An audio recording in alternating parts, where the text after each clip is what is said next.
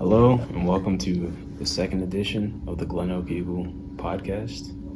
It's me, Cameron Ajebe. And I'm Grayson Sampson. And today we're just going to talk about some events that happened in the past week and that are upcoming for the future. So, tomorrow is the GlenOak football game against Hoover. We're hoping for a win. Yeah, we don't really expect to win tomorrow. You gotta have spirit, bro. Come on, bro. You gotta have school spirit. School spirit. I expect us to win personally, but some Debbie Downers over here decided that it would be a good idea to, hate. Well, our team has produced some pretty interesting games. Like against Lake, they were 3-1 when we did play them, and we actually made it a close game.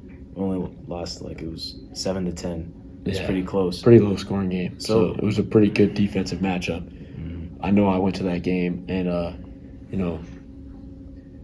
I didn't watch much of the game because when you go to games, you don't really watch much of it. But the parts I saw were pretty fun, to be totally honest. So I'm hoping for a win, and I believe that GlenOak is going to win tomorrow. I hope you're right. I hope you're right. I never want to be a downer. However, but you just did. No. However, sometimes our team, it depends. If we can turn up and perform against Hoover, we can make some noise in the feds tomorrow, and that would be a great thing for GlenOak. That would raise school spirit immensely. It would give people more reason to watch the game and not just go to socialize. And I think we can do it. So I think we have a lot to be hopeful for. There's also some other news in the feds with GlenOak. Yeah, let's talk about some of the other teams, like the soccer teams. Like the soccer teams, both the girls and boys, played on Tuesday. The girls team did come out with the win, and now I don't mean to be a Debbie Downer, but the boys team did not come out for the win, sadly. Unfortunately. It was a very tight contest. The girls' team, right off the get-go, I was there yesterday, and they were just dominant from the start. They scored 2 goals early in the first half. It was 2-0. Wow.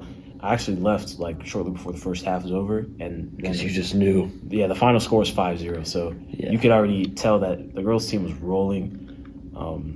And we have some people that are continuing their scoring streak for the girls. It was just a great night for them. And then as for the boys' team, kind of unlucky.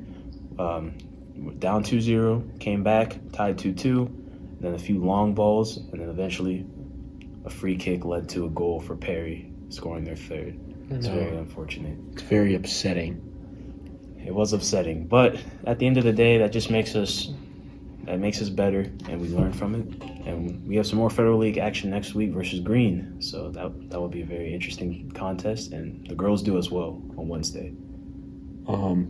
I know that speech and debate and academic challenge just started. We actually just came from academic challenge, so they are starting to get up and running.